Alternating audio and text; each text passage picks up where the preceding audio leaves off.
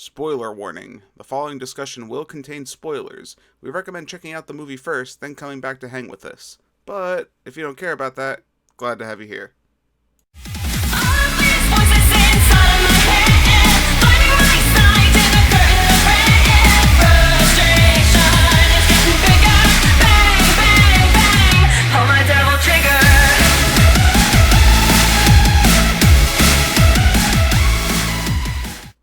Alright, everybody, my name is Kevin, one half of your Real Movie Guys crew, and welcome back to another episode of The Real Review, a series where I go it alone, reviewing and discussing your favorite movies and television.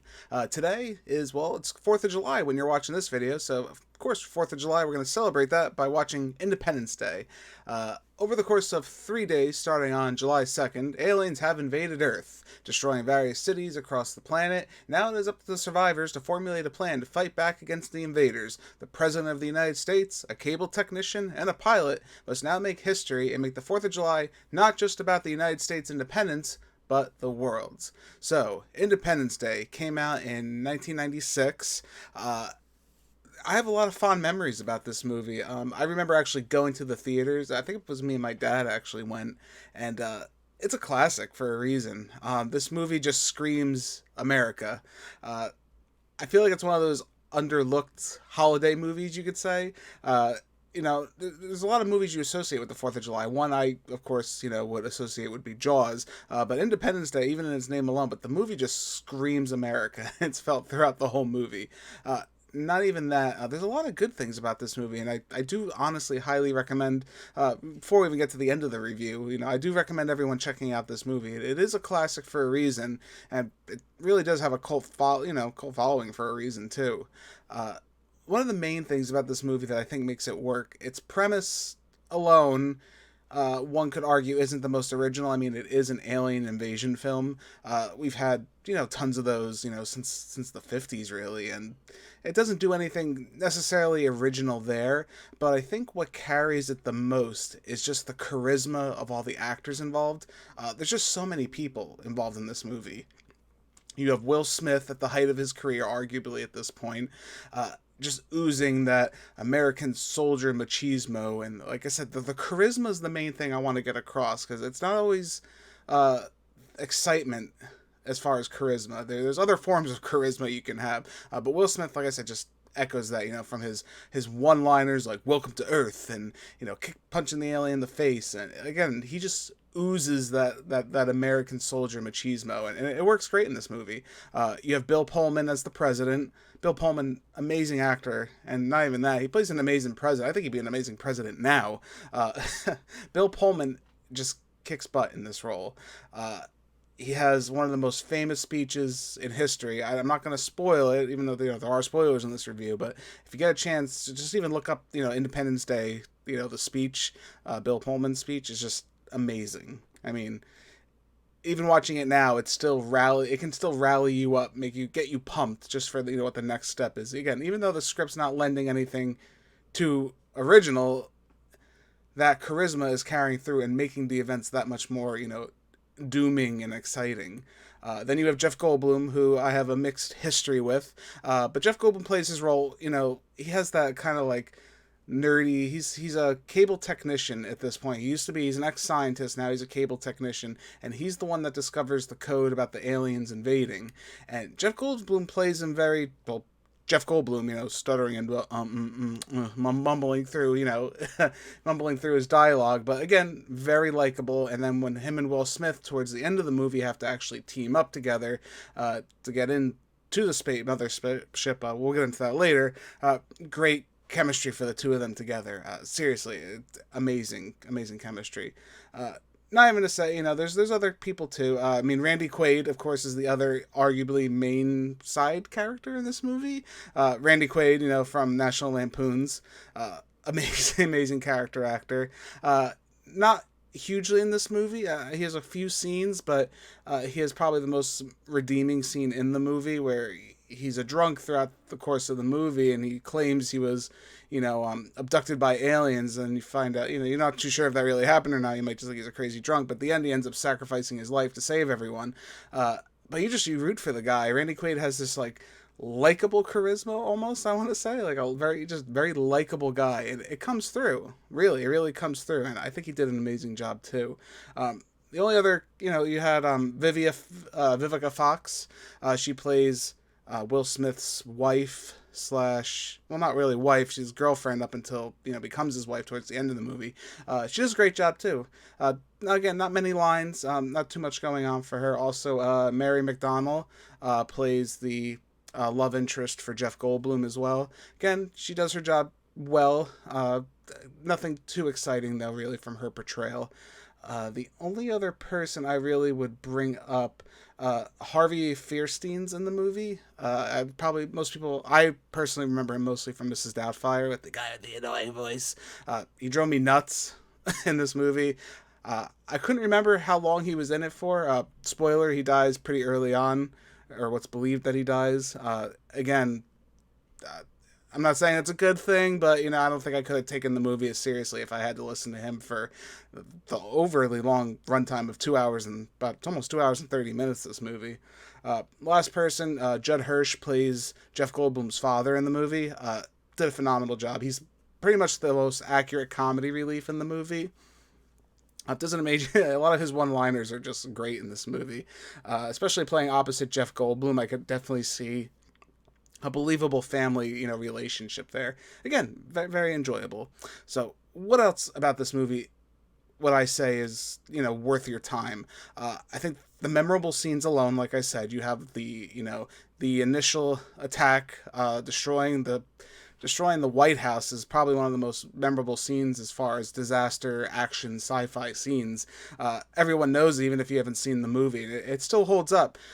I looked up a quick fact about this movie, and this is one of the movies that had the largest. It still is. I'm not too sure. Based on what I could tell, it still is had the largest amount of practical models used in a movie, which is crazy to me. A lot of that seems to have phased out now because of the use of CG, which this movie does have, and we'll get into that a little bit later. But again, the practical effects of destroying the White House, the cities, is amazing. It still looks great, and again, I think it adds a bit of longevity to this movie as far as its effects. The CG hampers a lot of the things they're going for, but again, the practical really stands out to me. Again, Bill Pullman's speech, like I said, we're talking about moments. Bill Pullman's speech alone. One of my favorite scenes definitely is the whole Will Smith "Welcome to Earth" and he punches the alien in the face.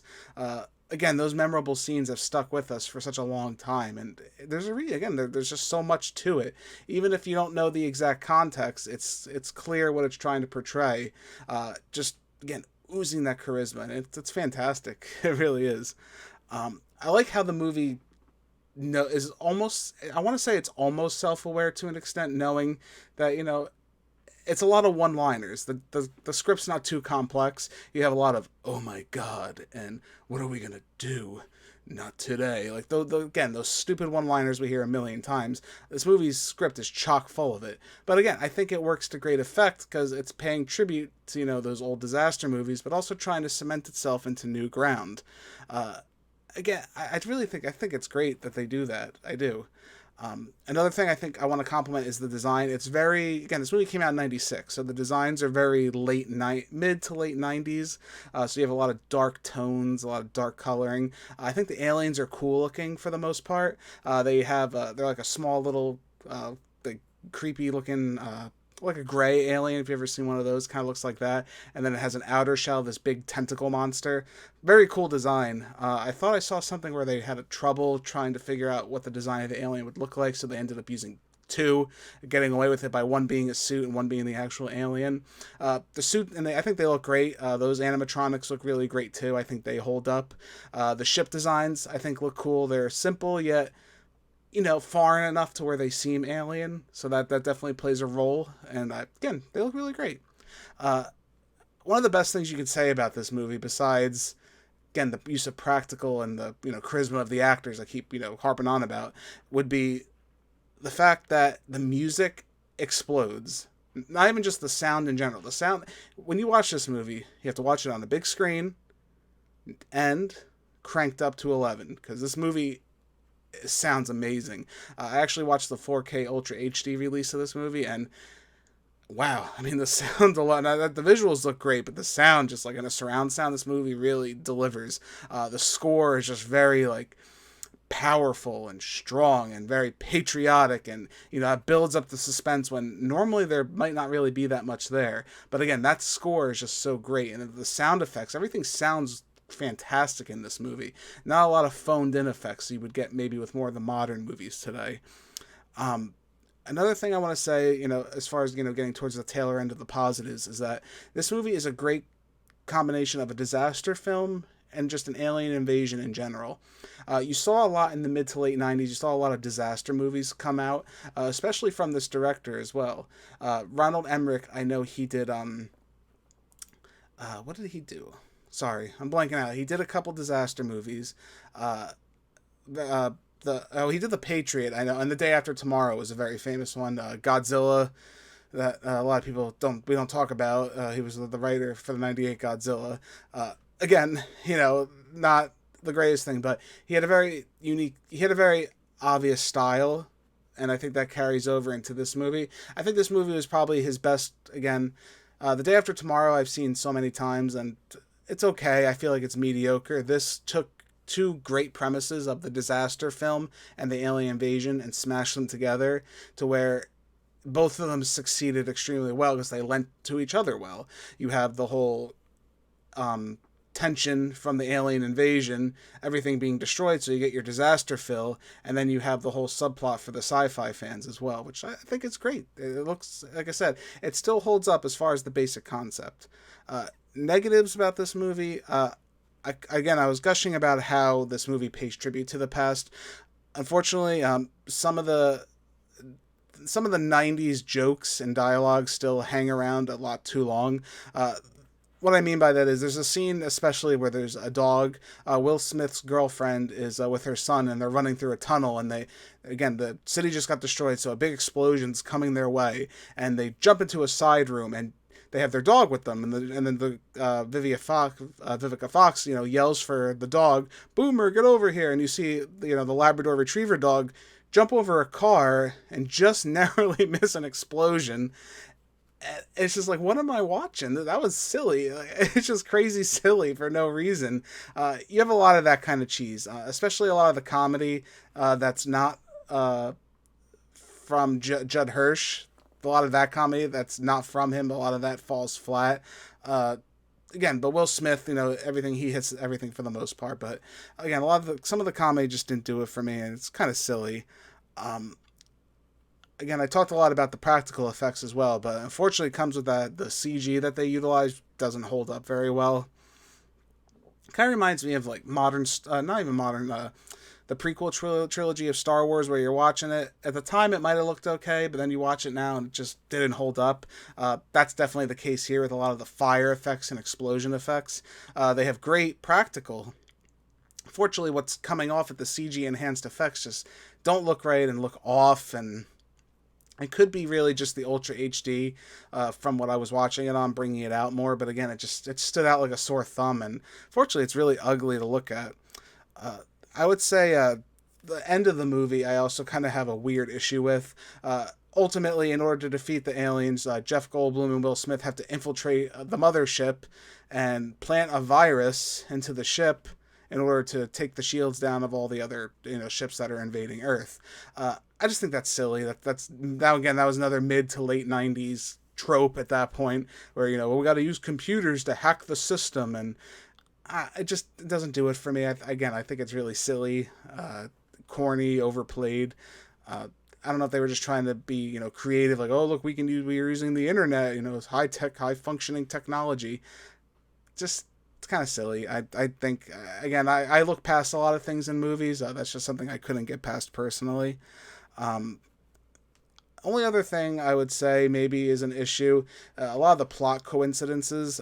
You have a lot of characters, running into each other. For example, Will Smith's girlfriend runs into the president's wife, the first lady, who got injured in the explosion of the aliens destroying the city, and then they meet everybody, and everyone gets back together. And those plot coincidences just seemed a little far-fetched for me.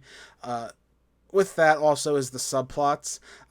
again, I praised Randy Quaid. However, his subplot's just really not that interesting. It's a lower class family who lives in a trailer, and they love their dad, and he's down on his luck being an alcoholic, and I don't know, it slowed the pace down. This movie is long, like I mentioned earlier, and I think cutting maybe that out, and then the Will Smith's girlfriend subplot with her son, they get lost in the explosion, and they're traveling the city, and they're helping some people along the way. It's just contrived to get everyone together, and I think it just slows down the plot for me. I want to see the alien action. I want to see what they're planning. Taking me away from Will Smith, Bill Pullman, or Jeff Goldblum, taking me away from those characters is very noticeable because of their charisma. So again, I feel like that's a major negative. But like I said, it's a 4th of July movie. I think this is a great watch. So I'm going to give Independence Day a B+. Today, we celebrate our Independence Day. You guys should definitely check out this movie. It's a great watch. Just get a bunch of people together, get some snacks, get a couple beers out. Like I even said, like I said for Jaws and our review of that, I really think this is just a fun movie to get a bunch of people and watch together, especially on the 4th of July. It's just a really fun time. I give it a good recommendation. Like I said, I think some of the things I mentioned, maybe they may seem nitpicky or, just maybe looking a little too deep into it, because overall this is a summer blockbuster movie. It's just a popcorn flick. So really, in real honesty, just take it as that. Like I said, I would like to thank all of you, though, for joining me for this episode of The Solo Reel. You can follow me on Twitter at GasMaskDragon27 or through the main channel at TheReelMovieGuy. Again, my name is Kevin. I'm one half of your Real Movie Guys crew. Real guys, real movies, real thoughts. Thanks for joining me. I'll catch you next time.